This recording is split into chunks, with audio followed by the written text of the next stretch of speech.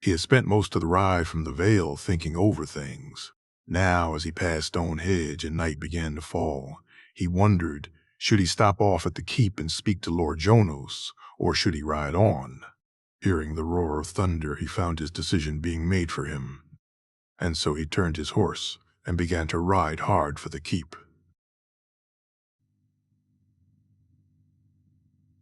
He arrived as the rain began to fall, and after speaking to the guards and them realizing who he was brought inside. He had almost stopped in the village, just gone to the tavern and spent the night there. But Jonos was an old friend, and perhaps he'd give him some of the rundown of events in the Riverlands since he'd been gone. For almost 10 years, he'd not set foot in his homeland. Other than when passing through, he'd spoken to some of the lords over that time, had met up with some knights in Riverlands, men attorneys and events. But on occasions like that, he'd cared not to hear of troubles or gossip from his home. Now, though, he was eager for it. "Sir Brynden, my father will be with you as soon as he is able." Barbara said.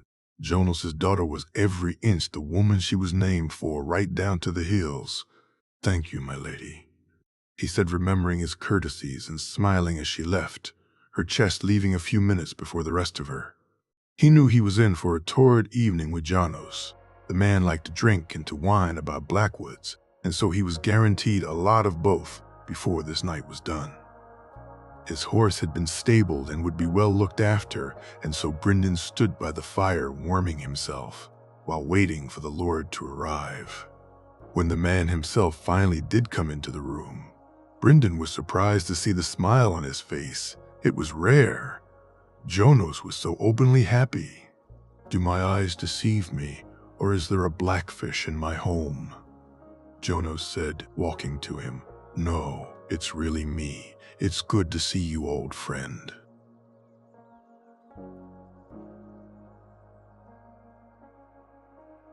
He said with a chuckle. You too, Brynden. Have you eaten? Drank? No. Good, then we'll do both, and then we'll speak. He followed Jonos to their hall.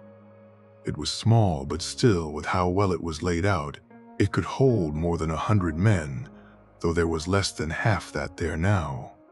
Jonos brought him to the high table where his wife, Barbara, and his 4 other daughters sat, all mirror images of each other, with jet black hair and dark eyes. Taking his seat, he welcomed the ale, and the meal itself was the best he'd eaten since leaving the Vale. The deer was perfectly cooked and plentiful, and he found himself enjoying a second helping. The vegetables were less appetizing, but he ate them all the same, though it was the pie which followed he enjoyed the most. He had always had a sweet tooth, and apple was his preferred choice. This one, being made from apples from the Riverlands, made it just that much nicer to his thoughts. Once done, and after washing it down with another ale, he waited until the dishes were cleared, and then began to speak to Jonos. "So what brings you back, Brynden? Finally going to help me get rid of Titos?" Jonos only half japed. "I heard some things about my nephew which caused me concern. Came to see the boy for myself." "You mean that trouble in King's Landing?" Jonos said. And Brynden cringed. They were speaking of it openly, which was not a good sign. "Aye. Silly affair. What young Edmure was thinking I'll never know, but he trod on the lion's tail. Brynden, and even with Tywin gone, that's not the thing to do. You fear the Kingslayer?" he asked genuinely. "I fear no man but the stranger himself, old friend. But the boy is far too important to the lions.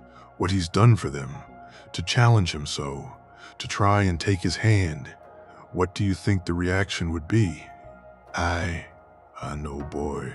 Was always too full of pride to let things go. Would have liked to see him be knocked on his arse, though," Brynden said with a chuckle, while Jonos laughed loudly. "You hear what happened with the phrase?" Jonos said conspiratorially. "No." After the Kingslayer and his party went to see them to use the crossing, the boy was attacked on their lands. Bandits, lad was injured some, though he survived, thank the 7. "You think the Frey's responsible?" he asked hopefully. "What? "Oh, Walder," Jono said, laughing. "Has put there. The Thor that's is far too much of a coward for that. No, whoever this was, it certainly wasn't the phrase. Aye, doesn't sound like them. Luckily, they were dealt with long before your niece arrived." "What cat?" "Cat's here." He asked, his surprise clear. "In Riverrun I arrived a few days ago. I thought when I saw you there was some event coming up. Even sent Harry to Riverrun to make sure Hoster was feeling better." "Hoster is ill? Damn. My mouth gets the best of me. I forget how long it's been since you've been by. He's not been well these past few moons. Still does his duties though. You know how your brother can be." "Aye, that I do." "Enough of this talk. More ale, I say," Jono said, laughing, and Brendan couldn't help but agree. The ale flowed freely for the rest of the night, and he drank it eagerly. His mind was so full of disturbing thoughts, he wished to clear it, though in the end, it took a lot of ale for that to be the case. Why was Cat here? Had something happened he was unaware of? His brother was ill?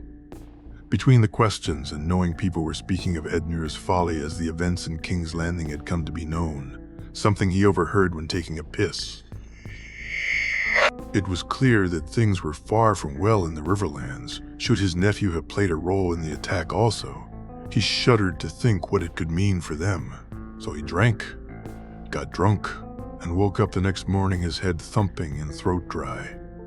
He emptied the half-drank mug of ale he brought back to his room, feeling himself wake up as he did so. He had only half-stripped before falling into bed, so after throwing some water onto his face, he quickly dressed and left to break his fast. Seeing Jono sitting there laughing and japing while breaking his own fast, Brendan wondered just how often the man drank that way. "Morning, old friend, hungry?" Jono said, and he nodded as Jono sent a servant to grab his meal. "Can you have my horse readied? I'll eat and set off, and with luck should reach Riverrun by nightfall." "Consider it done," Jono said, and sent another servant to have it seen to. "I thank you for last night, Jonos. It was much appreciated." "Think nothing of it, Brendan. It was good to see you again." After finishing eating and finding himself glad he had an appetite, he said his farewells and promised to return and stop off before heading back to the Vale. As he was mounting his horse, Jonas walked up to him and spoke quietly. "If you see Harry, send his arse back here, will you?" "Aye, I will. Thanks again, old friend," he said as he rode out. He ended up passing Jonos's bastard halfway to Riverrun, the lad riding with a couple of guards. After bidding him hello and telling him his father was asking after him, he couldn't help but smirk when they quickened their pace. He himself did likewise and even considered not stopping, only for him to feel how tired his old horse was. So he led the stallion to the stream to drink and took out some of the oats he carried to feed him with, eating a piece of the pie Jonos had packed for him to sate his own hunger. Once he was ready, he set off again, and just as the sky began to darken, he saw it in the distance. Riverrun hadn't changed, and he felt the familiar stirring in his heart when he saw it, while he didn't look forward to some of what was to come. Seeing Hoster again was for once the least of his concerns. Instead, it was his niece and nephew.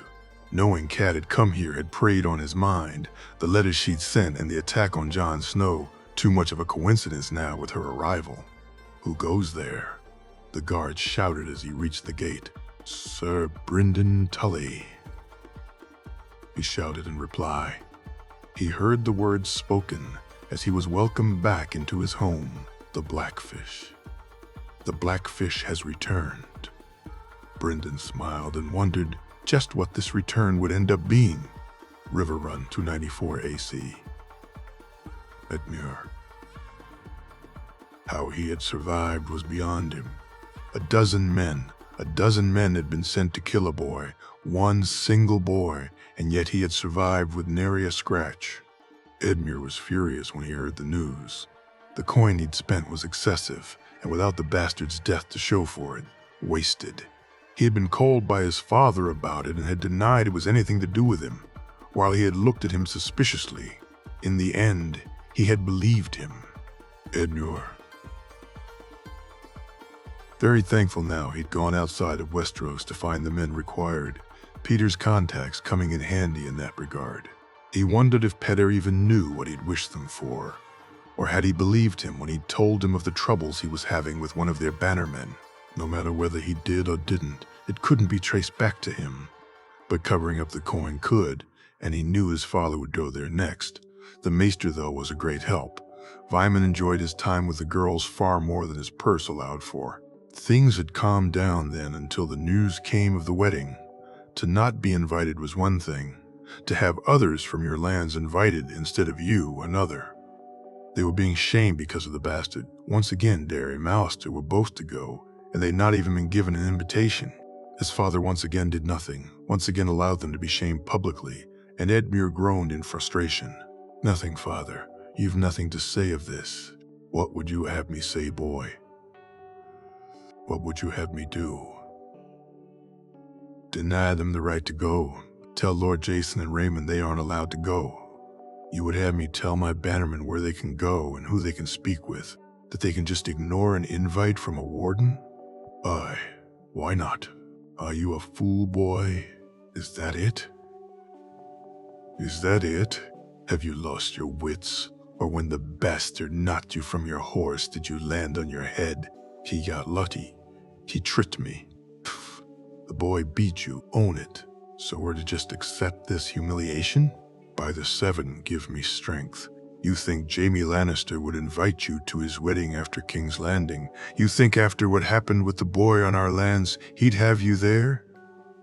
I wouldn't go anyway, and what happened was nothing to do with us, Edmure said petulantly. You wouldn't go.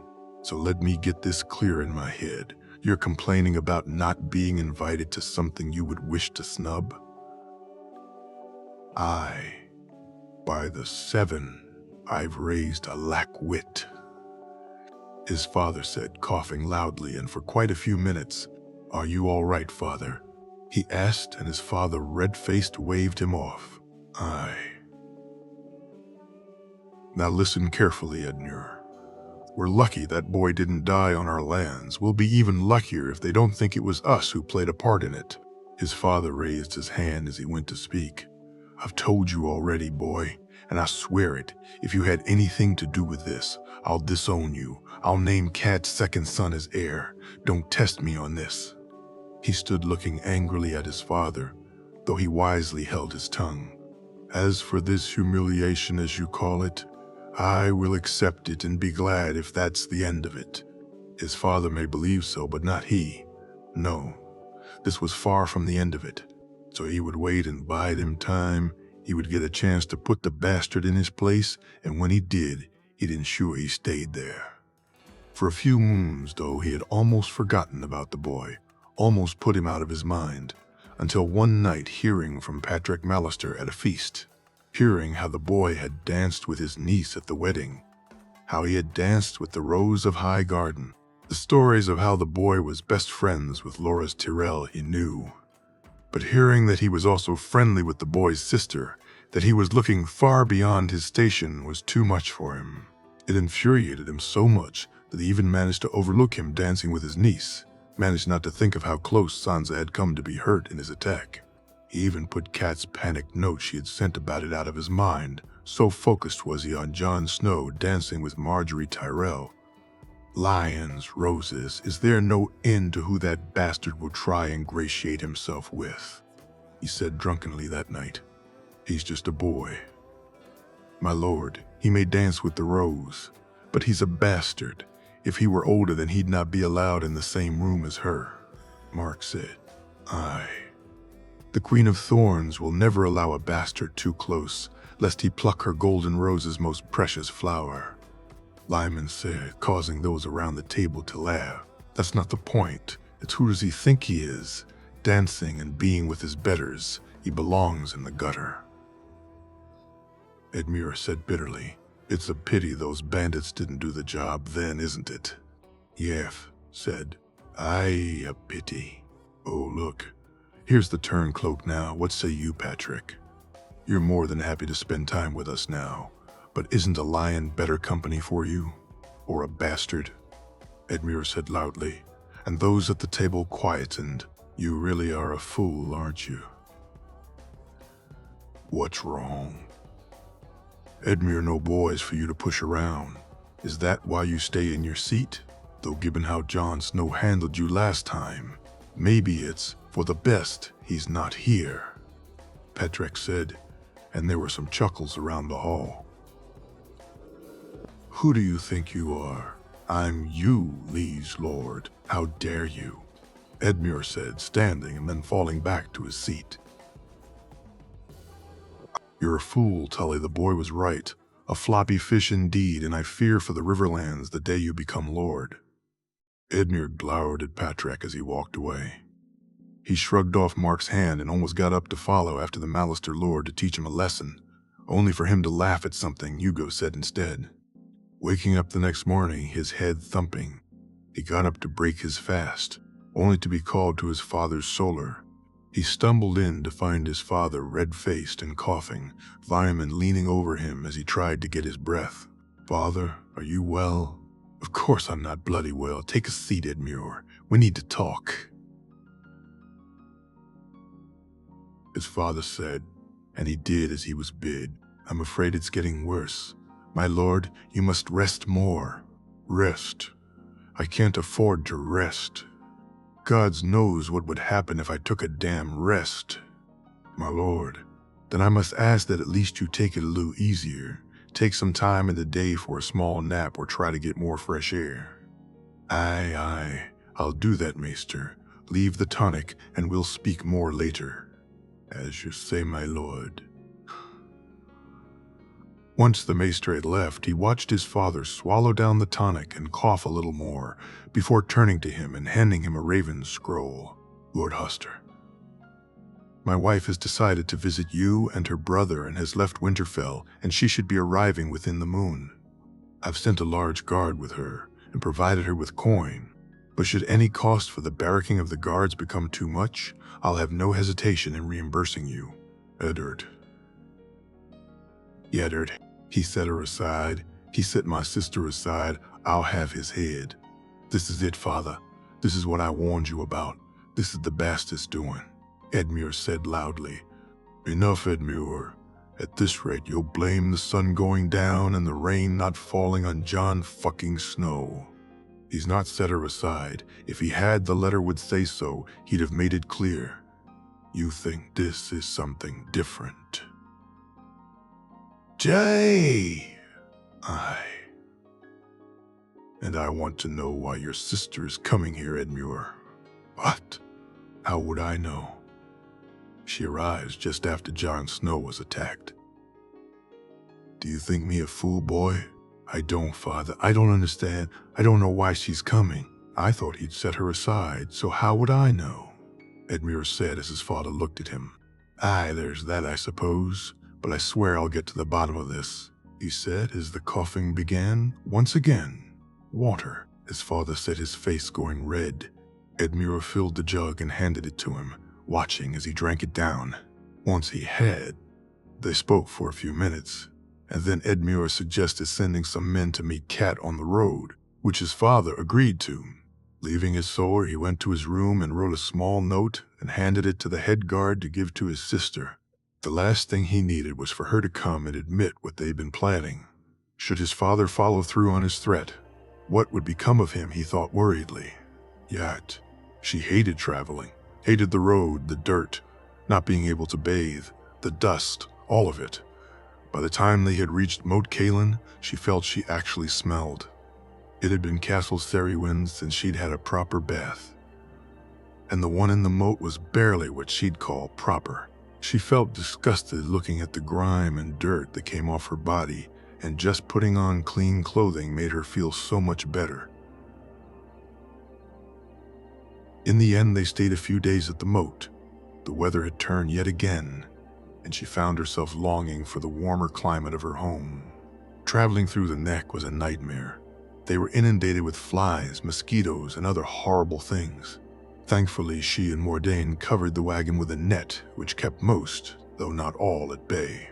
When they finally reached the other side, she felt as if she could breathe again. "My lady, we should reach the twins on the morrow," one of the guards said, and she nodded. "The weather outside is much better, my lady." Septim Ordain said, and she couldn't help but agree. As they were traveling to the twins, she wondered if this was where it had happened. Was it here they'd managed to mess things up? She tried to put the thought out of her mind, the idea of how close they'd come to being rid of him. But knowing that had they managed it then, she would have been saved, this journey wouldn't allow her to do so. As they reached the gates of the twins, she prepared herself for what would be yet another uncomfortable experience. "Lady Stark, what brings you to my keep? Your husband gotten tired of you. Set you aside, has he?" Walder said with a grin. "Surprised at that. Still looked like you could warm his bed to me." He licked his lips. "I've come to visit my father and brother, my lord.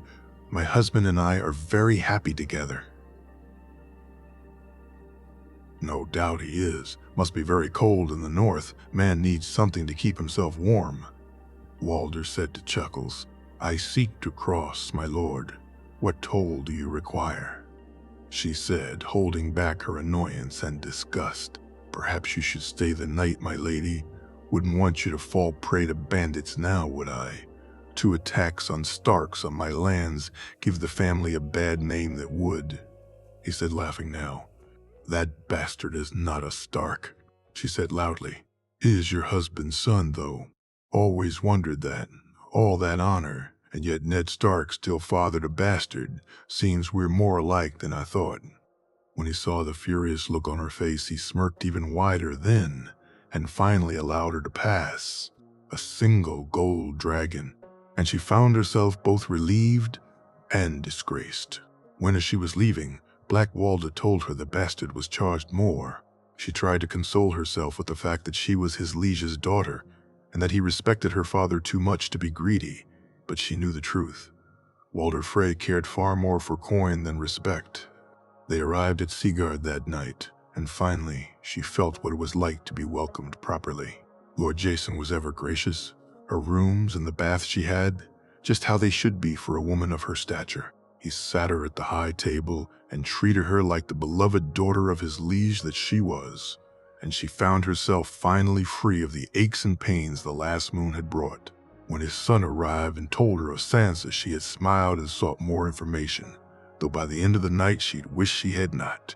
She was ever so worried on her brother when she arrived, sat by his bed as much as she could. "Such a dutiful young girl, my lady," Lord Jason said. "Aye, she and John are quite close, my lady. Never seen the lad dote on his sister so," Patrick said, and she smiled, though grimaced inside. "Patrick went to the wedding in the west. Such a wonderful event, though I heard you had your own in Winterfell too," Lord Jason said, smiling while he looked at her. "We did, my lord, though a proper wedding in the west would have been much different, no doubt," she said with a practiced smile. "As you say, my lady." The conversation was stilted, she found, for the rest of the night. Lord Jason and his son picking up for her dislike for mentions of Jon Snow, and especially when they mentioned Sansa being with him. She knew it, she had worried of it, and now she was seeing it come true. The boy, using his bastard powers, was taking her sweet girl and leading her astray. She cursed Edmure, his stupidity and incompetence. If only he'd done what he was supposed to. They left Seaguard the next morning and rode on. Stopping at Wendish Town, she would have stopped at Raventry Hall, but for the appearance of the men wearing her house colors. She at first felt herself almost beaming with pride. Her father had sent her an escort. He had made sure she would arrive as befitted his daughter.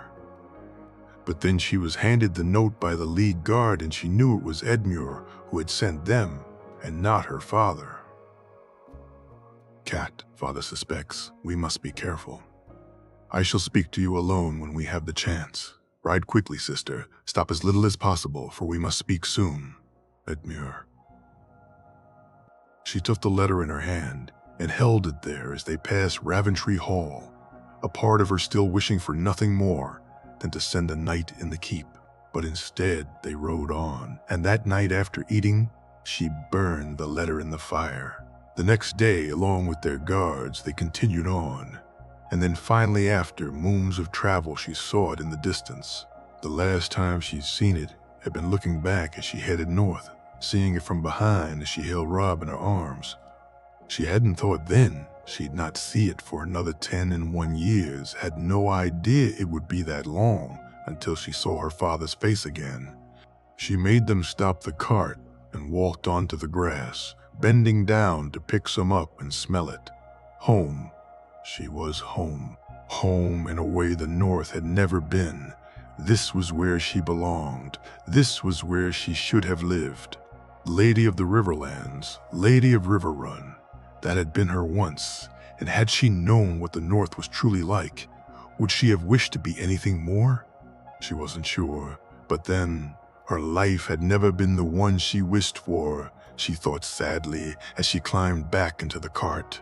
No, her life, her home, her husband, all of it in some way was so much different than it was supposed to be. And as the cart entered the gate, as she looked around the still familiar courtyard, she wondered if it was better or worse. Raventry Hall, Sir Richard Lonmouth.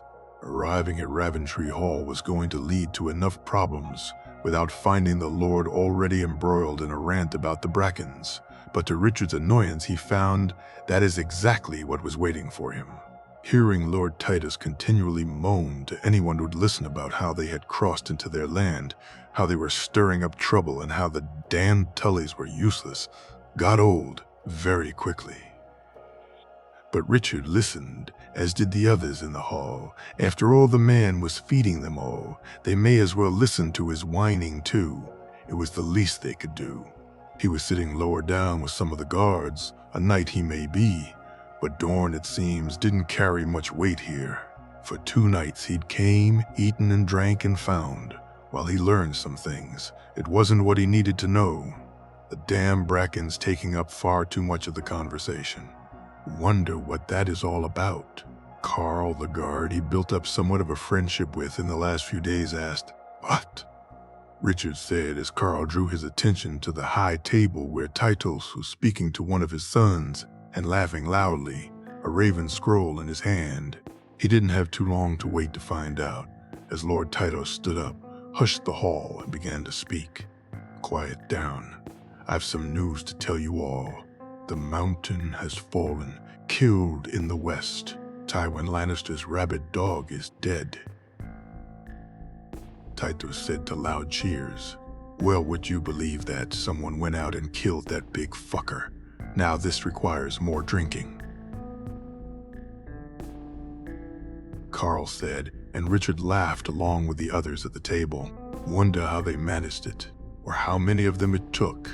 Richard smiled as suddenly the table's talking took on a different tone, while he listened to those around him. He looked to the high table to see the scowls and frowns were gone. Apparently the mountain's death enough to take talk away from the Brackens. Perhaps now he'd hear more of what he'd come for. In the end, he found himself proved right. The ale flowed, and rather than a simple meal and few drinks he'd been expecting, it became almost a feast and celebration.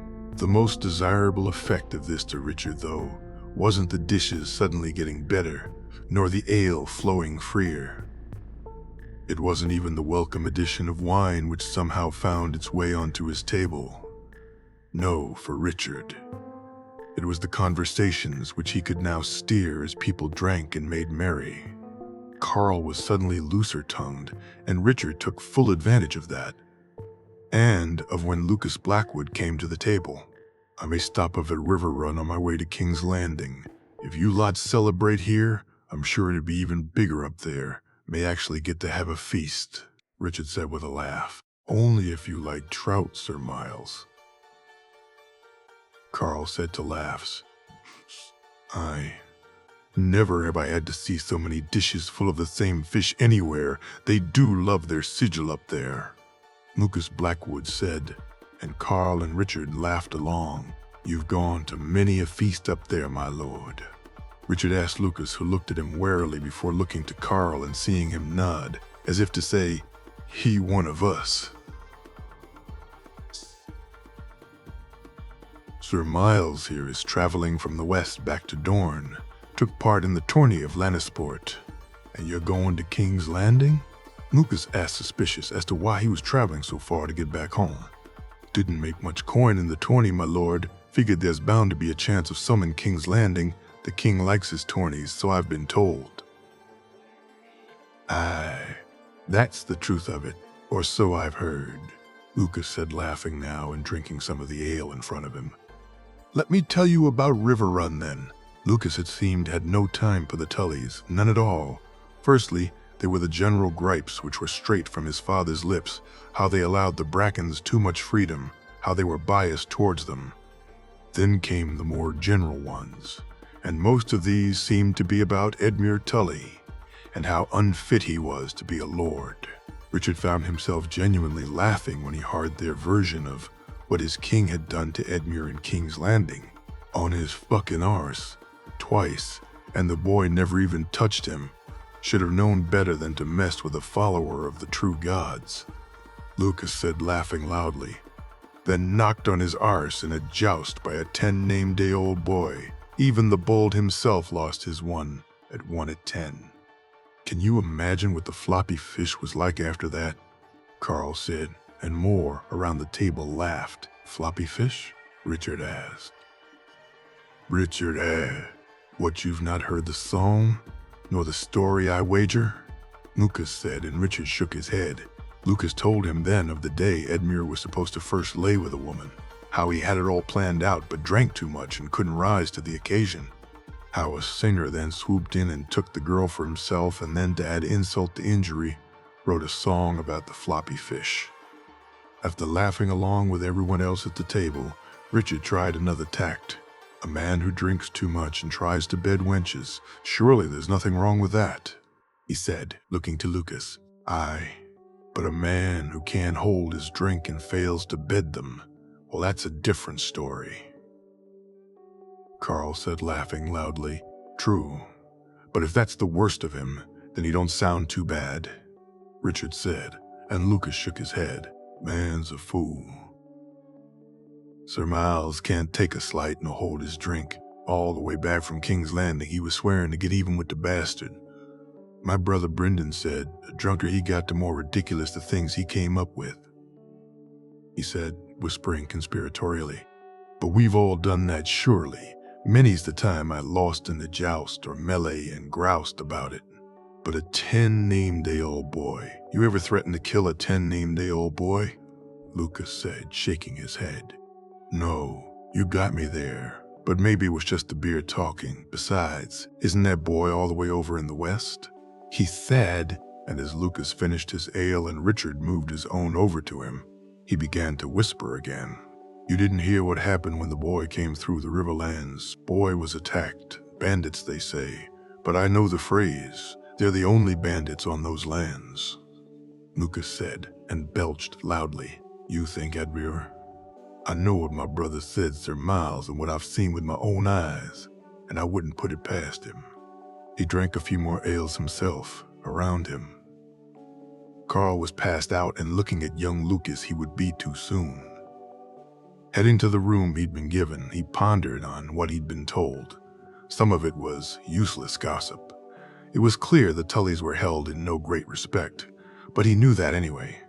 The Riverlands had split during the rebellion. Hoster not able to bring his whole force to bear. Given what he knew of Edmure, he'd have even less success than his father. So, some of it was that, no doubt, but a lot of it was based on the boy himself. Richard could see that. He'd been far from impressed with Edmure any time he'd seen him. After King's Landing, even less so. The fact his bannermen seemed to think him capable of the attack, added to what Lucas said about the phrase, did make him wonder. As he lay down in bed that night, he was starting to think that maybe, just maybe, they and Olenna Tyrell could be right. He woke the next morning, broke his fast, and said his farewells to Raventry Hall. He thanked Lord Tytos for his kindness, offered the same should they ever find themselves in Lemonwood, trying not to smirk at the idea of the dolt's reaction. Then he said his goodbyes to Lucas. who barely remembered him, and to Carl, who seemed almost sorry to see him go. "It was good supping with Sir Miles. I wish you good fortune in your adventures." "Yeah," Carl said. "I thank you, Carl. All the best to you and yours, my friend," he said and rode off. He had been riding for almost a day when he saw Riverrun come into view. It was near nightfall, and he had no intent to just ride up. Besides, he had to meet with one of his lips first. So he camped up for the night and slept under the stars, the weather dry and just right for a night outdoors. After waking the next morning, it took him a few hours to find the small shack he'd meet him in. He found it empty and so went inside, then lit the fire and waited. "Expected you a few days ago, Elaine," Darius said, entering the shack. "Got held up with the Blackwoods. The men love to drink," he said, laughing. "Aye. Better than those fishes, I bet. Though Edmure like his, the old man keeps a tight lid on the rest of the household." "A dry house, however did you manage?" he asked with a smile. "You know me, Ellen. I have my ways. Anyway, I do have some interesting news for you. Seems you're not the only one interested in what's going on in Riverrun." "Oh, who else?" "A couple of odd visitors arrived since I got word. Catelyn Tully and the Blackfish," Darius said. "When?" "A few days ago. The lady first, and then the Blackfish." "Anything else?" "Aye. Some trouble with the boy and his father, some shouting and arguing, nothing new there though. Just, it's been a little quieter for a bit until now." Richard tried to think about this change in events. On the one hand, it proved things to him. Jon was attacked. He was unsuccessful. So Catelyn Tully came to speak to her brother on it. He had no doubt that if Edmure played a role in Jon's attack, then his sister knew at least, or played her own part in it. The Blackfish, though, was not what he expected. Not only did it create an unexpected problem, but it was so unlike the man he knew. "Who've you got inside?" "A young girl. She's working as a maid for the lady." "What else can you tell me about Catelyn? How big an accompaniment did she bring?" "A decent-sized, the scepter too," Darius said, and Richard chuckled at that. Jon would no doubt be happy to hear his little wild sister was no longer faced with the scepter. The Blackfish came alone. There's been some problems with him and his niece and nephew, and he's been spending his nights with his brother. You can contact the girl easy enough? Aye. Good, the Blackfish changes things. He knows me. He'd recognize me, and that would lead to far too many questions. Where do you stay? Normally in the village, but when working it's here. It's easier to get to the meeting point from here.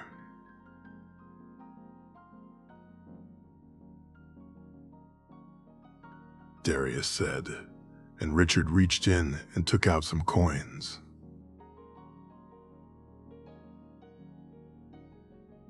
For the girl, make sure she's paid even better. We need to know what they're talking about, even at the risk of her being discovered, Richard said. She'll not like it. The extra coin's nice and all, but should she get found out, they'll throw her out, her and her mother. She'll not take the chance. If they are found out, I'll find them somewhere better to work and live. If she finds what I need, tell her there's a gold dragon in it for her.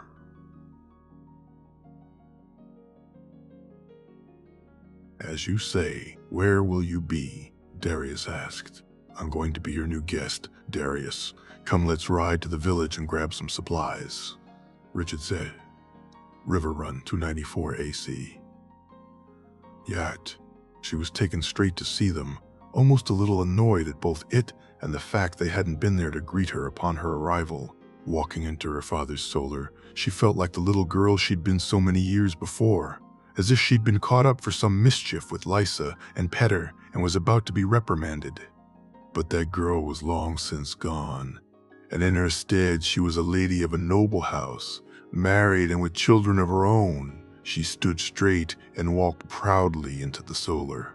Cat, dearest Cat, it's good to see you, sister, Edmure said, hugging her tightly.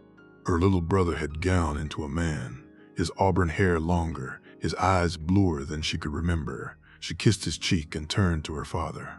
"You look well, daughter, a sight for my weary old eyes," her father said, and she hugged him tightly, glad once again to be in her father's embrace.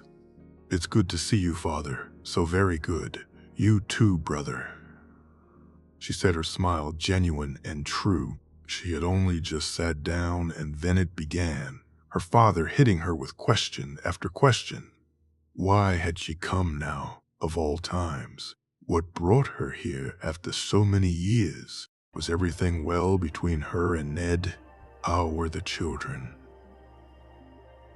Had the fact she had finally relented in her constant letter writing meant she had taken his words on the bastard to heart?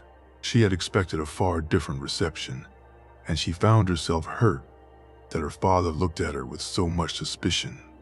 "I wish to see my father and brother, with Rob and Sansa gone to foster it. Gave me more time to do so, and once Septa Mordain wished to visit her own family, I decided to join her," she said, adding the lie about the Septa as if it was second nature. "Your Septa is with you?" her father asked, and she nodded. Strange that Ned didn't mention that in his Raven. "Ned wrote to you," she asked, surprised, but it was Edmure who answered, not her father. "I did, just to let us know you were coming, though we weren't sure when you'd arrive." Edmure set a soft smile on his face, and she knew then that was why she hadn't been welcomed correctly. "Your children have been fostered?" her father asked, before she had a chance to speak to Edmure. "Sansa is gone to Highgarden and Rob to White Harbor. It was Ned's decision, though the bastard played his part," she said bitterly. "How?" her father asked, looking at her directly now. "How did he play a part? When Ned brought up the fostering, I wanted Rob to go to Highgarden and Sansa to come here. Why would you want your daughter to come here?" Her father said, a frown on his face. "I wished her to learn as I did, to learn from you, father. And Jon Snow, he came up with the ideas for them to go where they did, or was that Ned?" "It was the bastard. Rob should be in Highgarden. He and Lady Marjorie could be matched," she said, and her father shook his head. "Jon Snow has done you a great boon, and still you blame him. Does your hatred run that deep, Cat? Are you that blind you can't see? It's no boon, it's part of his plans. Keep Rob in the north so he can't get a strong match, so his own friendship with the Tyrell boy can't be threatened. How is it that a 10-named-day-old boy has more sense than my children, more understanding of politics?" Her father sighed. "Father," she said indignantly, "no, Cat.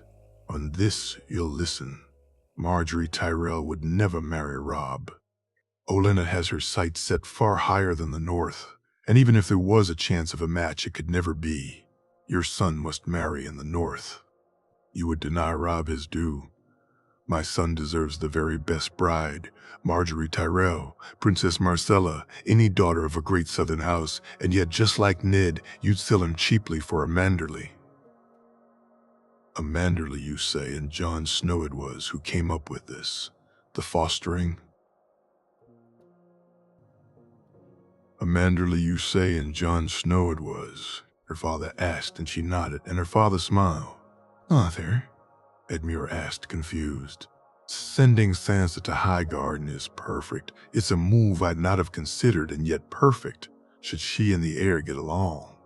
The cripple. You'd see my girl with a cripple," she said, shaking her head in anger. "The heir of the Reach, or are you too blind to see it? As for Rob, the Manderleys are fast developing into one of the richest houses in Westeros, given no ships and the deal with the Lannisters. Trade. Trade will be the future of the North, and a match with a Manderley will not only help that, but keep the Bannermen happy too." She looked at her father incredulously, in sheer disbelief. He was actually praising the bastard. He'd fallen for his tricks, just like Ned. Why were the men in her life idiots? She was about to say it to him, about to show him just how full of tricks bastard were. How all of this was just another step in his plan to take Winterfell from Robb when he began coughing loudly, struggling to catch his breath, and she ran to his side. "Father, father, a maester, Edmure get Vyman," she said worriedly, though her father waved it off and pointed to the water jug. After she helped him drink it down, his color started to return, and he sent both her and Edmure away so he could rest. Her brother told her that this had been going on for a few moons and had been getting worse lately. Before she could ask him any questions, though, he led her to a small room where they could be alone and talk.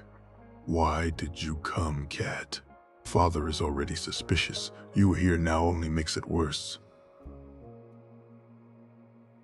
"I had to come, you failed, Edmure. You failed, and now my family is being torn apart, and Father Ned, none of them can see what he's doing, none of them but me. I don't. This what Father says, it makes sense. Sansa would love, Highgarden would she not? And if it's true about the Manderleys, then it's a good match for Robb, and they follow the true gods too. It's a plan." Edmure, Robb, with a powerful southern alliance would mean the Lannisters would think twice. But now the bastard and his friend can sway the Tyrells. They can promise them something more. Sansa could be kept as a hostage, she said, and her brother looked at her and nodded. "What do you suggest then, Cat? I sent a dozen men his way, and he came out the other side. What do you suggest?" "A dozen was too many. It only takes one man to do the job." "A catspaw? Aye. Where would I find one? Leave it to me. I'll handle it from here, brother," she said, and Edmure smiled at her. They had a feast that night, and she enjoyed having people behave properly. There was joviality instead of loud drunkenness, and bards and musicians.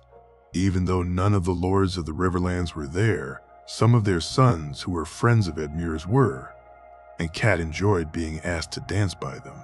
She had one of the very best nights she could remember in a long time. Dressed how she should be, her hair done up, dancing and holding court, finally feeling the true lady she was. She broke her fast with her father and brother the next day, spent most of the day embroidering with Sep Mordain, and found herself looking out the window at the river as it flowed by more than once. She dressed for dinner and was heading to the great hall when an excited young man ran by her heading to her father's rooms. She turned to follow, hearing her father's voice call out for Edmure, and then she saw her father walk from his rooms towards her. "Father?" she asked, seeing an odd look on his face. "Your uncle's at my gate, Brynden. You have another." He laughed. "Come, let's go, welcome the Blackfish." She found herself smiling at the thoughts of seeing her uncle again. It had been far too many years since she had, but as they walked she wondered what had brought her uncle home after so long. The closer she got to him, the more the smile on her face turned into a worried frown. River Run. The Blackfish. In the few days he'd been here, certain things had become clear to him. His brother hadn't changed, still arguing with him over a betrothal he had no interest in. His nephew was an idiot, weak and foolish to the point the feared for his house's survival when Hoster passed, which given his illness was looking far sooner than he wished it would be. But it was his niece who was his biggest disappointment. The cat he remembered and loved so, replaced by someone he didn't recognize. He had been welcomed cordially, though not friendly, which given how he'd left things with Hoster he expected. Though Cat's welcome should have been the first sign something wasn't right. As dinner was ready to be served, they ate rather than spoke. And that was fine with him. Eating in silence, something he was used to. After dinner, all four of them had retired to his brother's solar. Edmure had surprisingly, given what he knew of the boy, drank very little, which he found odd. "What brings you back, Brynden?" his brother asked, and he smirked as he'd still not called him brother once. "Jon Snow," he said, getting straight to the point and looking at his niece and nephew for their reactions. They didn't disappoint, both of them looking to each other. "What about the bastard?" Cat said with such hatred in her voice, it took him aback for a moment. Did any of you have anything to do with the attack on him? He asked, and saw his brother's look of intrigue. Why would we? Edmure said, shaking his head. I know what happened in King's Landing. I know how you both feel about him. Your letters were enough to make that clear, he said, looking to Cat. Who cares about someone attacking a bastard anyway? Cat said with a chuckle he found disturbing. Jaime Lannister, half the damn North. Olenna Tyrell, need I go on? Tyrell? His brother said, looking to him. With the improved trade deals, who stands to gain more than the Tyrells, other than the Lannisters, he said. And Hoster nodded in agreement. Aye, it'll be food. The coin gets spent on mainly, his brother said. So again, were any of you involved? No, Cat said, and his nephew followed. Though looking at Hoster, he could see that just like him, he didn't believe it. Should the Lannisters think it was us? Should anything happen to that boy, we'll be blamed, and what do you think they'll do then?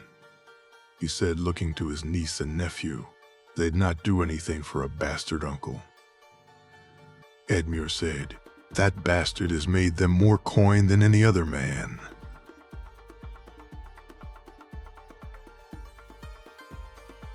He said, and Hoster nodded. We had nothing to do with it, Cat said then. And Edmure nodded in agreement. Then see to it we have nothing to do with it in the future either. If that boy is harmed, if they come because of you, I'll not be here to help you out. You'll have brought it on your own heads, and I'll not be a part of it. But sir, he said as he stood to leave, family, duty, honor, uncle, Cat said as he was walking from the room. Aye, but honor is part of those words too. Cat, don't forget it. He was settling down for the night when the boy came to call him to his brother's solar. He found him red-faced and out of breath, and it worried him to see him so. You don't look good, brother, he said, taking a seat. Damn stupid cough. Can't get rid of it. This helps, though. Vyman tells me not to drink it, he said, pouring him a glass of Dornish sour. Sour, it's good to see you, despite the reasons for my visit, he said. Aye, you too, brother. So now that we're done catching up, he said, and laughed as Hoster did also. I did miss you, you old fool, Hoster said, and he nodded, taking a sip of the wine. And you? They did it, you know. I know. I don't know what to do. Don't know what I'm supposed to do. You know the boy actually arranged fostering for the children. Sands it to High Garden and Rob to White Harbor. Clever. Seems like something you'd have done yourself. Would that I'd been able, but it is. Cat, gods, what happened to my sweet cat? She's so lost in it, so wrapped up in him being a bastard. Gods, if she ever knew the truth of back then, Hoster said as he drifted off into thought. Truth? What? Oh, nothing, don't mind me. Memories of a life long gone, brother. What should I do? I don't know. Cat, on her own is bad enough. But Edmure, brother, the stories, the tales I've heard, he's not respected, not loved, and given what he's doing, not smart. I know, but he's mine own son. What am I supposed to do? Hoster asked wearily.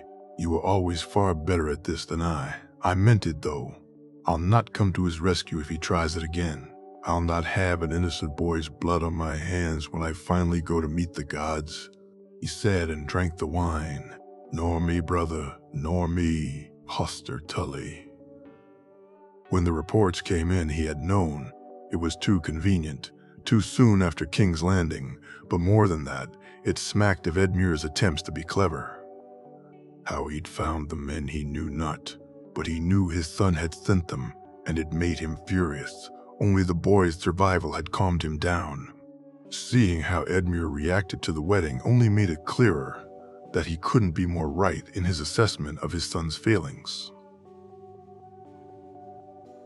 Deep down, though, he had always known, that incident with the bandits years ago, finding the woman's body, covering it up, All of that because he tried to teach the boy and watched him fail repeatedly. He still at night had the image of her blonde hair in his head, of her pleading for them to ride out and help the village. He had failed her, failed them, and failed his son too. He should have been stricter with him, less indulgent, should have sent him off to foster where he'd learn, but he was all he had left of Minessa, and so he kept him close. Family. A daughter he'd forced marry against her will who hated him, and another he'd kept secrets from. All in order for their family to be safe, he told himself. All in order to reach higher. At least Kat had married a good man who loved her. At least she had found some happiness in that. Even at what it cost him to give her that. He deserved it, though. He deserved it. He told himself late at night, Brandon Stark deserved it for shaming her, for marrying another. Edmure. His boy, his heir, the future of his house, young and dumb and a craven to boot. How had he not seen it earlier? How had he not fixed it earlier? How could he fix it now? Should he do what he threatened? Should he strip his heir and give it to Kat's boy? Allow Ned Stark to train the boy up and then take him for his own? Was that the only path left open to him? Brynden, for over 10 years he'd wasted time on a petty feud with his brother. A petty disagreement, all because he dared say no, all because he refused his order and wouldn't take the girl to bride. What could he have done with those 10 years?